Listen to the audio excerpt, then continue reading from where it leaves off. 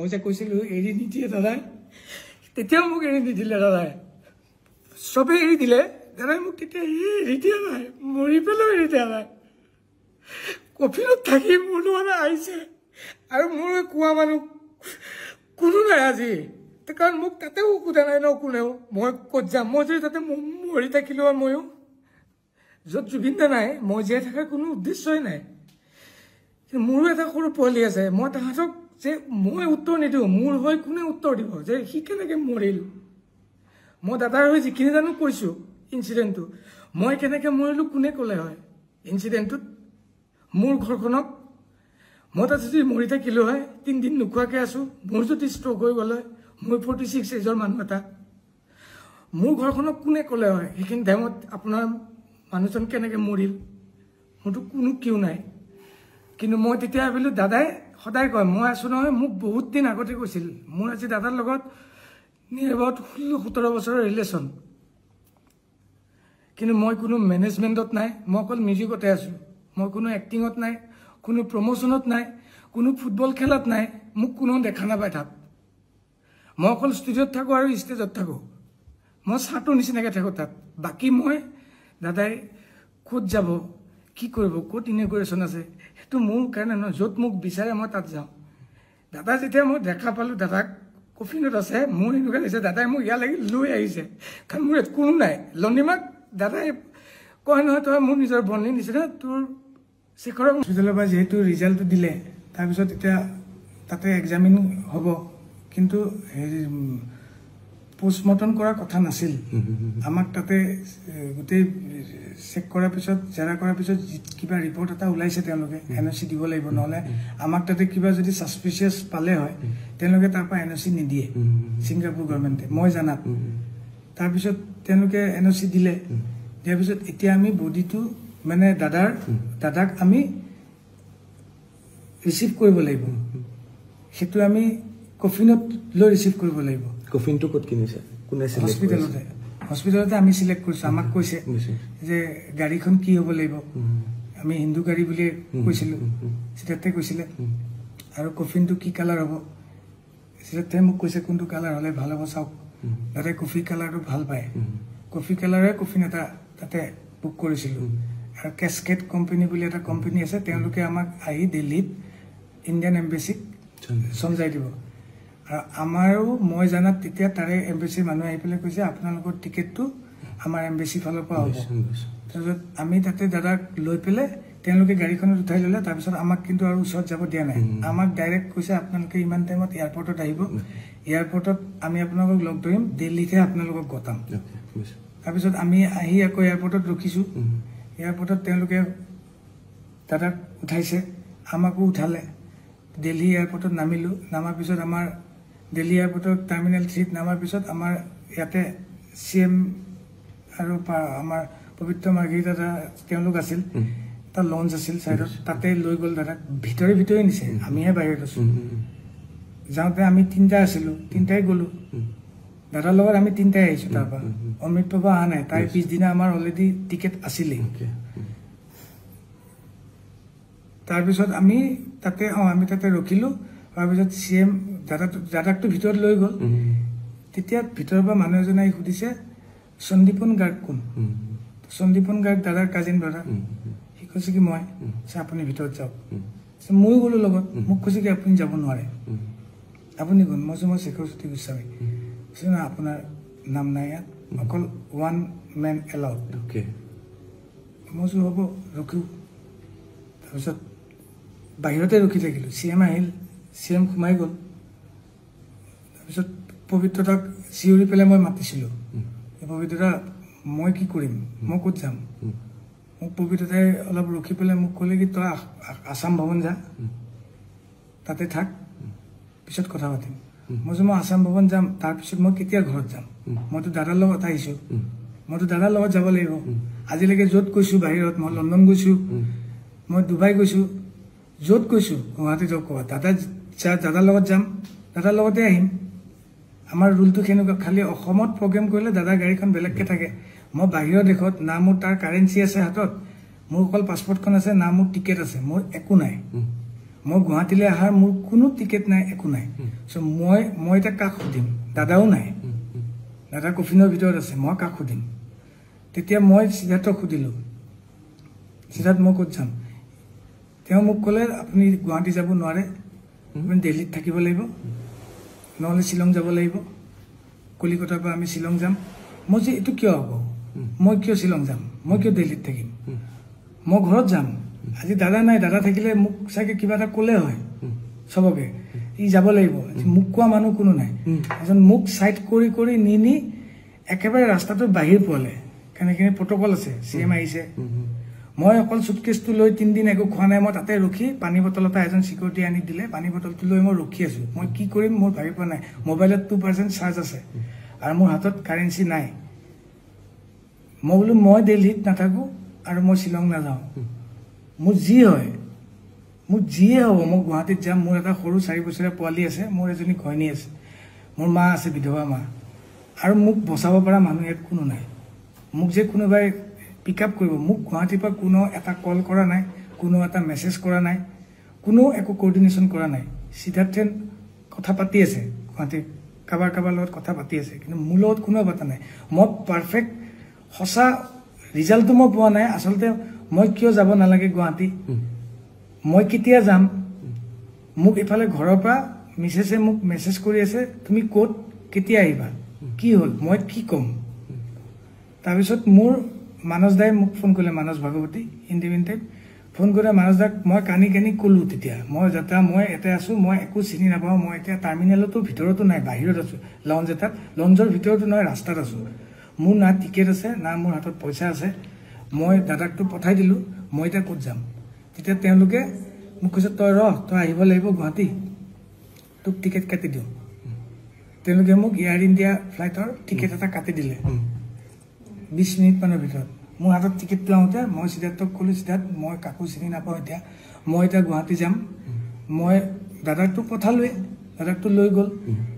মই পিছৰ ফ্লাইটখনত হ'লেও মই এতিয়া যিখন ফ্লাইট দিছে সেইখন ফ্লাইটত মই গুৱাহাটী যাম মোক যিয়ে হওক মই যামেই সি কৈছে আপুনি যি কৰে মই নাযাওঁ মই দিল্লীত থাকিম মই যেতিয়া তাক এৰিলোঁ তাক এৰি পেলাই মই অকলে যাই টাৰ্মিনেল 3 সোমাই পেলাই মোৰ 4:25 ফ্লাইট আছিল বৰ্ডিং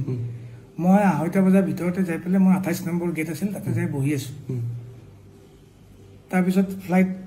লেণ্ড কৰিলে আমাক টাইম হ'ল আমি সোমাই পেলাই মই না কিবা এটা কথা ক'ব পৰা অৱস্থাত আছোঁ বৰ্তমানো মই নাই না কিবা এটা খাব পৰা অৱস্থাত আছোঁ পানী বটল এটা এজন অসমীয়া মানুহে আহি দিলে মোক তাতে পানী বটলটো খাই মই ফ্লাইটখনত উঠিলোঁ নেটৱৰ্কো নাই ফোনটো কাম নাই কৰা 2.5 ঘণ্টা 3 ঘণ্টা পিছত গুৱাহাটীত লেণ্ড কৰিলোঁ লেণ্ড কৰাৰ লগে লগে মই তলত দেখিছোঁ এসোপা মানুহ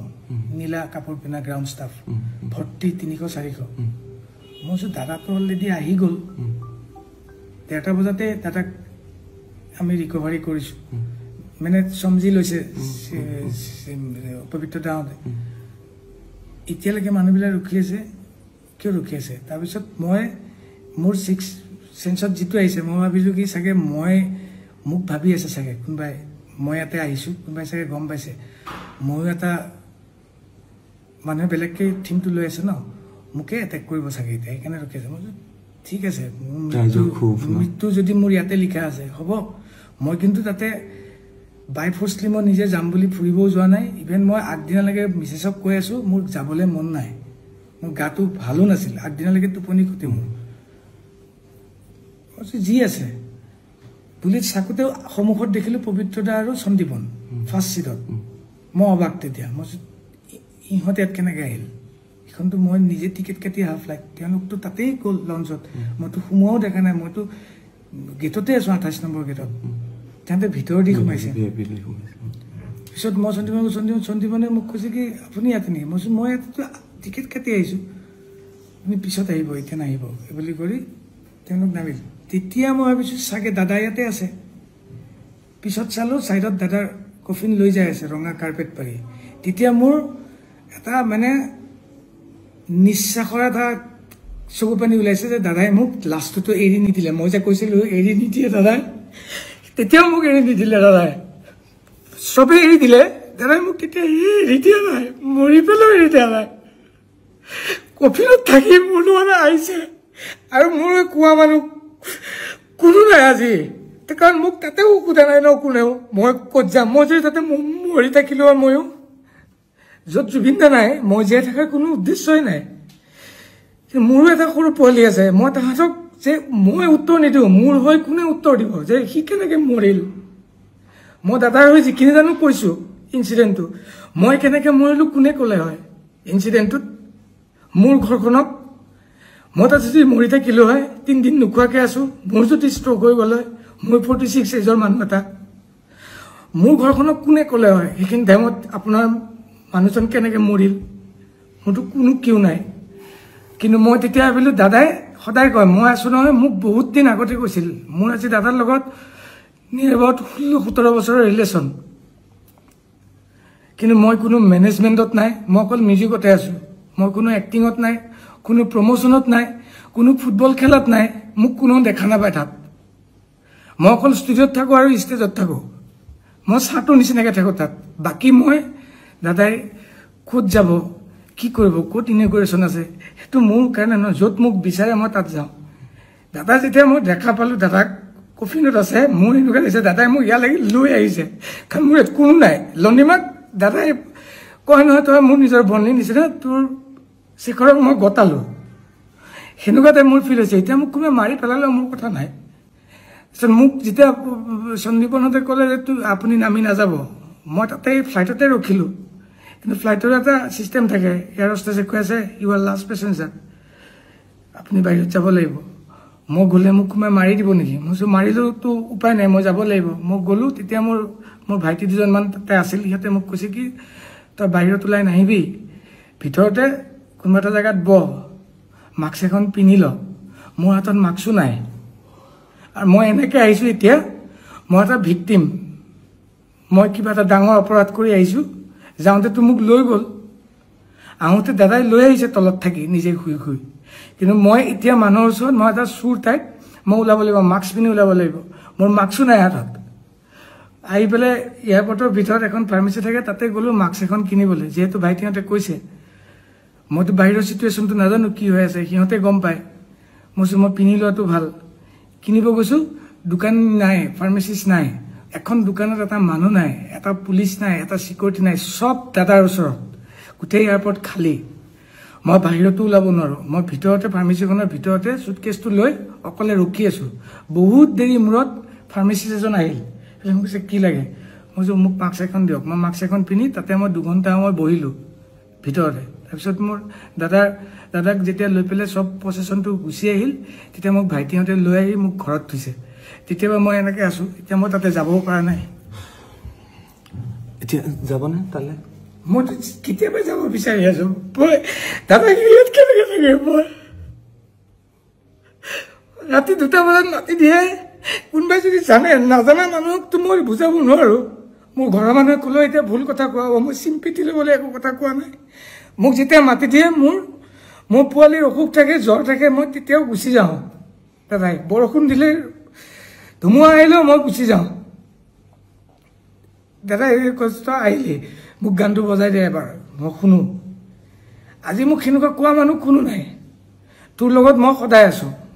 মোক সদায় এটা সাহস দিয়ে বহুতে বহুত কথা ক'ব নুশুনিবি মই তোৰ লগত আছো আজি তেওঁৱে নাই মোৰ লগত কোন আছে মোৰ সৰু 4 বছৰীয়া পোৱালিটো আৰু মোৰ মিছেছ তেওঁলোকে একোৱেই নাজানে এইটো কথা মই মোক জানে জুবিন দাৰ লগত তেওঁ গৈছে জুবিন দাৰ লগত আহিব আজি যদি মই ইমান জাৰ্নি কৰিছো ৰাস্তাত যদি কোনোবাই না মোৰ এক্সিডেণ্ট হৈ মই মোৰ মাজত এক্সিডেণ্টটো হৈছিল আমি পাঠশালা প্ৰগ্ৰেম যাওঁতে গাড়ীখন মৰিবলৈ ওলাইছিলো তেতিয়াওতো মোৰ ঘৰৰ মানুহে ইয়াতেই আছে ন সেনেকেই প্ৰগ্ৰেমো কৰিছোঁ কিন্তু মোৰ যোনটো ডিউটি মই সেইটো কৰিছোঁ মোৰ দেউতা ঢুকাইছে 3 দিনৰ দিনা দাদাৰ প্ৰগ্ৰেম আছিল তাতো লৈ গৈছে মই তাতো গৈছোঁ আৰু মোৰ একো নাই কৰিবলৈ এতিয়াতো মোৰ একোৱেই নাই এতিয়া মই তাতো বোলে যাব নোৱাৰো মোৰ চিটনিং আছে মোক কোনোবাই মাৰিব মই বোলে ভিক্টিম মোক সবে কৈছে তই নাযাবি নোলাবি মই ঘৰৰ পৰা দৰ্জাখন খুলি বাহিৰত যাব নোৱাৰো তেতিয়া পিকুৱে মোক যেতিয়া মেছেজ দিছিল তেতিয়া মই তাক মোক ক'ব লগাখিনি মই তাক ভাই বুলি মই তাক মেছেজত ৰিপ্লাই দি আছিলোঁ মই নাজানো এইটো ভুল হ'ল শুদ্ধ হ'ল মই একো নাজানো মই তাক ক'ম মই চোৰৰ নিচিনা ৰুমৰ ভিতৰত সোমাই থাকিব মই নোৱাৰো দাদাৰ সব হৈ যাব অন্ত্যেষ্টিক্ৰিয়া মই তাৰপিছত মানুহৰ ওচৰত যাম মই কি বুলি লৈ যাম মই কাৰ ওচৰত যাম মোক কোনে একচেপ্ট কৰিব তাৰপিছত মোকতো কোনো একচেপ্ট নকৰে মই এতিয়া কি কৰিম মই এতিয়া আপোনালোকৰ থ্ৰুদি মই অসমৰ ৰাইজক সুধো মই কি কৰিব লাগিব এতিয়া